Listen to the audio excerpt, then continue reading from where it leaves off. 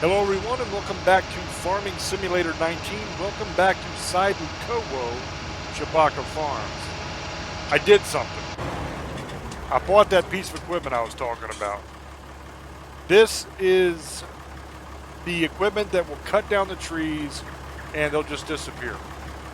I did the money thing to get it, but the story I'm going to go with is that I made a deal with the forestry department. I'm going to cut down all the trees so that the farmers can harvest, blah, blah, blah. We need to pick a field. That's the important matter right now. Because I have not picked one yet, and I need something that's going to make me some good money. So let's look here at what we got.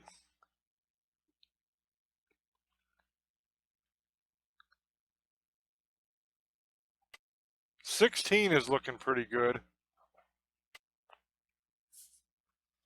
It's ready. And I believe that that's going to pay out fairly well. That's soybeans, so that should be the best in the game. Alright, we are over here on the field now. I'm going to demonstrate how this thing works. It's extremely loud, I know that. But basically, you go up to the bottom of the tree and you start cutting. And you raise it a little bit at a time until you don't have the wood chips flying off anymore, the sawdust. You keep going up until the tree either disappears, or it falls over and disappears, or it completely wigs out and flies up in the air and flips your machine 3 fields over, which has happened to me, which is spectacular. I hope it actually happens because I want you guys to see it. Okay, that was the fall over and disappear version. That was the best case scenario. And then sometimes you just can't cut it, and you have to keep going around and around the tree and trying to find spots that it will allow you to cut. Sometimes it's an incredible pain in the butt, but it's a lot faster than sawing the tree up or cutting the tree into logs and then taking it over to the lumber yard and all that. Now I understand you can make good money doing forestry,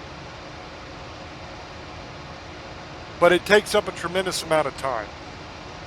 That's fine if that's the whole purpose, is just to do forestry, but you basically spend an entire video doing it. Now this isn't on the field that I'm supposed to be cutting, so this actually belongs to somebody else. So technically I shouldn't be cutting it because it's not my field, but I'm drunk with power. I have a new machine. I want to cut stuff down. So that's what we're going to do. Just don't tell whoever owns this field that I cut his tree down.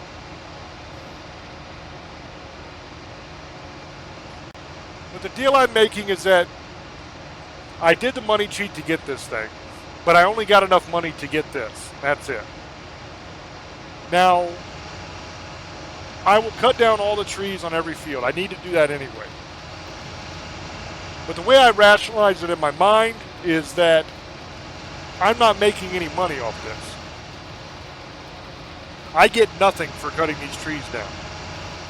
There is zero money in it for me. And when I did the cheat, I only did one, and it was actually not even enough money to buy the machine. So I ended up taking a little bit of a hit to buy it.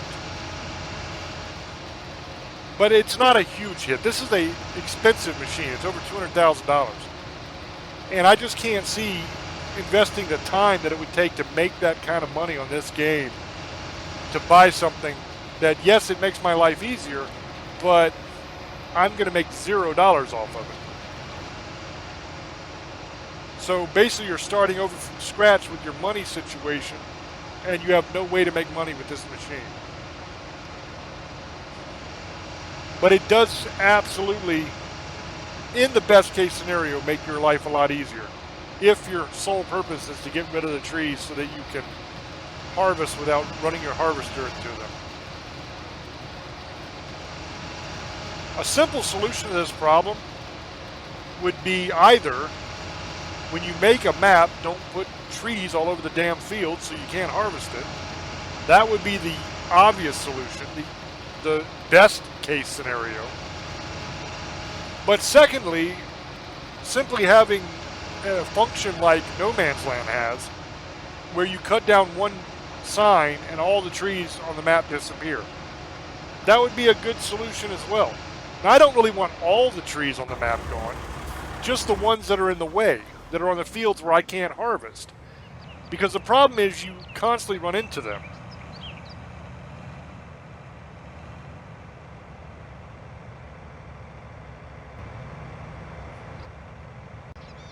Alright, we are here at the field, at field 16 with our harvester, and we are going to begin the process of cutting this down. And this is actually canola. I thought it was soybean, but I was wrong. It's canola, which also pays fairly well.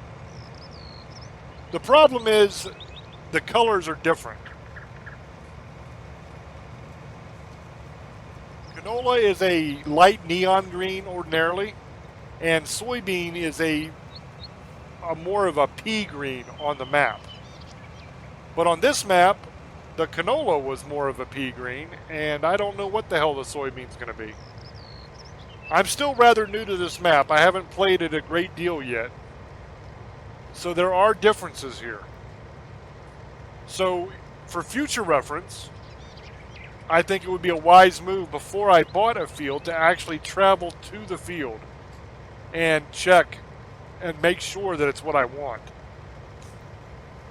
Not that canola is a bad crop. Canola is a good crop. It pays very well. Just not as well as soybean. And had I known, I would have probably chose a different field, but that's okay. We're here now. We bought it. We own it. We're going to harvest it, and we're going to make a tidy little profit off of it. Now, I'm not going to be cutting out the harvesting section on this episode. I'm not going to be speeding it up. I've done both on previous episodes, kind of toying around with it, trying to see how it's going to work. The reason I'm doing that is simply because I record an hour at a time. And I don't have any problem doing an hour episode if people want to watch an hour episode, but a lot less people will want to watch an hour of any game, really. Much less a game like this. The majority of the time, people like their episodes around the 20-minute mark. 20 to 30 minutes is the sweet spot, where the majority of people will click it and watch it. I'm just getting started with the whole gaming thing. For those that are subscribers to the channel who are here because of the radio show or some of the other paranormal videos of a TV show I do, this is something that I do pretty much every day of my life anyway. I'm a huge gamer. I love playing video games. I have since back in the old days of Pong, before Atari even came out. So I'm an old school gamer. I've been doing this my whole life, and most days of my life I've played video games. It's something that I do to relieve stress. I really love it. It's a hell of a lot of fun. I really, really enjoy this. And I was thinking, I was putting up the radio show every week, and I'd put out a TV show now and again. When we would get an episode filmed, I'd throw it up. And I would do paranormal videos once in a while. I would do like paranormal news videos and stuff like that when something was in the news that was related to the paranormal field. But the problem is there's simply not enough paranormal news to warrant a video every day. There just isn't. Unless you get into like the paranormal gossip thing where you're talking about this person or that person. And I refuse to do that. I have never talked smack about anybody in the paranormal field. I've never been insulting or degrading towards anybody, and I never will be. It's simply not necessary, and it's not helpful. I don't do that. That's not what I do. So I was thinking, what can I put on the channel so I can have a video out every day? Because the one complaint people had was they loved the show and they loved to watch it, but it was like once a week. And every once in a while I would get like 2 or 3 videos out in a week. if there was a cool article that I could do, and maybe I'd have an episode of the TV show or something that would come out that week. So it was a definite struggle to try to fill all the days. Now, I watch a lot of YouTube. I watch a lot of gamers on YouTube, actually. I've mentioned before on the farming videos, my two absolute favorites when it comes to farming is DJ Goham and Mr. Sealy P. If you like this game, if you think that this game is fun to watch and soothing, check those two dudes out, man. They are amazing. I watch pretty much all their videos they put out. I really enjoy them. So it got me to thinking, well, why can't I just do that and fill some time on the channel? Because I have the technology. I mean, hell, I do a radio show and I do a TV show. I'm pretty sure I can record gameplay and throw it up. It's not that complicated to do, honestly. It's not.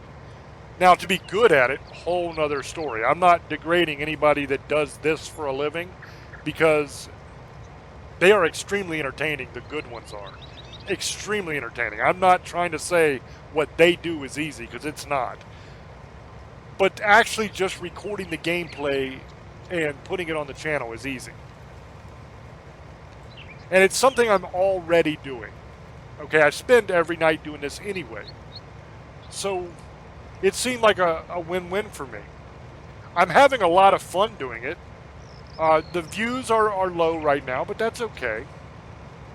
I don't expect that the majority of my subscribers are going to be really into this kind of stuff right away. And they may never be into it. And if all you want to do is come to my channel and catch the TV show when it airs, or catch the radio show every week, that is completely cool with me. I thank you. Thank you very much for spending that time with me every week. Trust me, I appreciate it. I'm not one of those guys that's like, you have to watch everything I do, otherwise you're not a true fan or whatever. I don't care. Watch what you want. Enjoy it. If you find it helpful, if you find it informative, if you find it entertaining, then I'm happy with that. I appreciate everybody that tunes in. But also, I love doing this. I love playing video games. I love making these videos, believe it or not. It started out as just something that I was like, hey, I can throw it on the channel. It'll be a quick, easy thing to fill up some days. And it's something I'm passionate about, that I really love, so it'll be a win-win for everybody. And through this process, I've discovered a couple different things. One, it's not as easy as it looks to do this. It's easy to record it and put it on, but to edit it and make a good video out of it and make it interesting, not as easy as it looks. And two, it is a hell of a lot of fun. I find myself working more now than I ever have. Now, I still do everything I did before, but also now I'm doing this, and I want to do this all the time. I'm just having so much fun with it. Because not only is playing the games fun, which, as I said, I'd be doing anyway, but the whole process of getting to chat with you guys while I'm doing it is really cool. And on the radio show, you see me as like a very serious, intelligent, studious kind of dude. I'm the one that does all the research and knows all the stuff. And that is who I am. I mean, I don't pretend to be anything I'm not. I am what I am. But also, there's a side of me that's fun and likes to goof off and play video games and joke around and have a good time. And I think you get to see some of that during this as well, during all these different gameplays I'm doing. Now, I realize I'm not really talking about the farming game that much right now, and that's okay, because we're just harvesting canola. I mean, we've been driving around in circles, harvesting the crop. Now, I have done episodes before where I've went into great detail about all kinds of facts about genetically altered seeds and all kinds of stuff. I can do that as well. But I just kind of wanted to chit-chat with you for a little bit and explain that for those that are tuning into these videos, I just want to say personally thank you. I appreciate that, and I hope that you're enjoying getting to hang out with me a little bit and getting to know me outside of the radio show and the TV show. Because the radio show, I'm always serious because it's a serious show. I'm dealing with research, I'm dealing with topics that demand that you be serious. During the TV show, I'm also usually very serious because I'm not just going to some random cemetery and trying to get a voice or something like that. I'm going to people's homes and I'm helping them. I'm going on locations where there are people being actively harmed and I'm trying to help those families. So I can't be goofy when I'm doing that. I have to be serious because for those people that these things are happening to, it's extraordinarily serious. They're scared. I mean, they're so scared that they risk being humiliated to contact quote-unquote ghost hunter people, like paranormal people. You know, I know that if you're one of the paranormal people that are on my channel or a subscriber, you don't quite get when I say it like that. I don't mean it in a derogatory way because I'm one of you. But what I'm saying is normal people view us as kooky sometimes. Now, it's starting to become a little bit more accepted with all the TV shows and all that stuff. But I go way back. You know, I go back to like Leonard Nimoy and In Search Of, and even before then. Back then, when you were into the stuff that we are into, you were looked at as a crazy person. And that's how everybody viewed you, with the exception of a very small minority of people. And for some part, that's still true. You know, it's more accepted now, but if you were to tell people, I'm going over here to this house because there's a demon there that's hurting this family, and I've got to go put my life on the line to try to stop it, most people are still going to look at you like, come on. Seriously, dude, get out of here. But that's the truth, man. That's what I do for a living. There's a lot of stuff that people don't know about me. One thing that most people don't know is I'm actually a pastor. I have an online ministry that I'm affiliated with that reaches out and helps people. And my ministry is reaching out to the lost and fighting demonic forces and helping families that are being attacked by demonic forces. That's what I do. All right, we're going to empty this harvester. Now I'm just going to kind of roll over here to the side of the field and hang out because I have a little bit left to do. So I'm going to have to finish the field. So there's no point in running this yet. I'm still going to have another maybe 4,000, something like that, close to 4,000. The game wants you to say liters because it says liters after everything, but I don't like that because it's not liters. It would be, if you wanted to be metric, it would be kilograms. It wouldn't be liters. And if you want to do it like we do in America, it would be pounds. So I don't get the whole measurement system on this game. But anyway, I'll still have about 4,000 left. So that should be enough to finish this field and only have to make one sale run, hopefully. We'll see.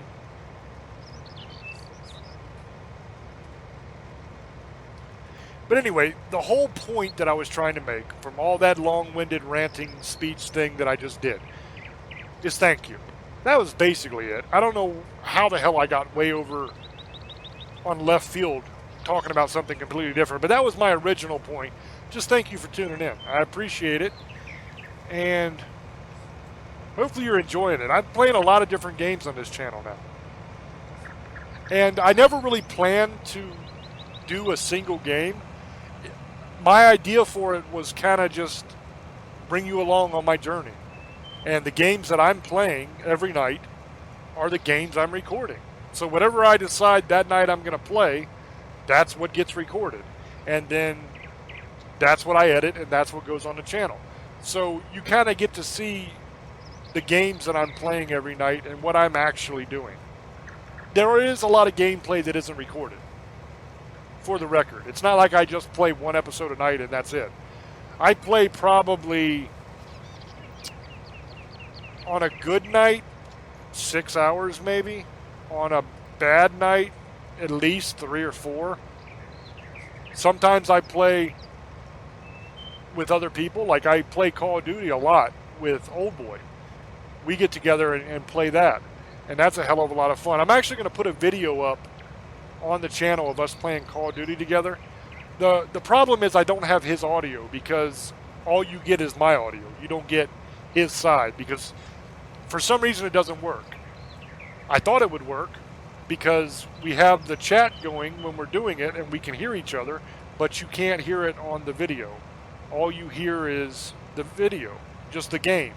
You don't get my chat or his chat. So in order to capture both voices, I would have to do like a separate Skype call or something. I think that's the only way I could pull it off. So that might be something we do in the future. But Old Boy has a definite propensity to use extraordinarily foul language when he is being shot and stuff like that sometimes. And that's not something I can really put on the channel. So we'll see what happens with it. I'm going to go ahead and sell this field back, get my cash back for it. And I need to figure out, one, what the next field I'm going to buy is going to be, and two, where the best place to sell this stuff is going to be. Both of those are extremely important. Field 63 is oats, I think. So that might be good. I'll have to check it out and see. But we also need to figure out where I'm going to take this. Let me get this out of the way for a minute.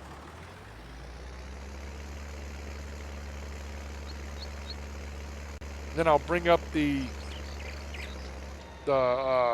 whatever it's called, the little prices menu. No, that's finances. Prices, here we go. And let's see, we are going to go up to a sale point. I can't even pronounce that. It's the ZC one. I don't know how the hell you pronounce that. So that's where we're going to head. So let me pull up the map and try to find it. It's the one on the bottom here of that list. All right, it looks like it's up here at the top. Right up by the lime station. The second word is Saibukowo. That's the name of the map, but I don't know how the hell you pronounce the first one, so I'm not even going to try. But that's where we're headed, so I'll see you when I get there. All right, we are here at the Z spot. I think that's a pretty good name for it. Now I got to open these gates.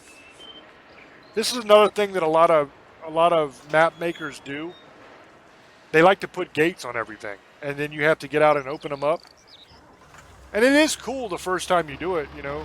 It's really neat to see the mechanics of it opening and hear the noises, and it's really neat. And they have the decency not to make it so you have to open them every time you go, because that would get extremely annoying. So what I do is I just leave them open. I enjoy them very much when I open them. It's very cool, the different animations they put in, the sounds, it's amazing. So I really enjoy them when I open them, and then I just leave them open so I don't have to deal with it again. And then if I ever want to hear it or see it again, I just close them and open them. So we're going to see what we make off this.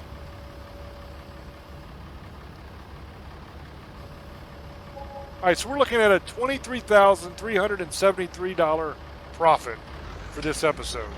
Not too shabby. Not too shabby at all. Plus, we managed to get rid of all the trees that were on that field, and, yeah, there's the line station, and one of the trees that wasn't on the field. But remember, don't tell that farmer. People get awful pissed when you cut their trees down.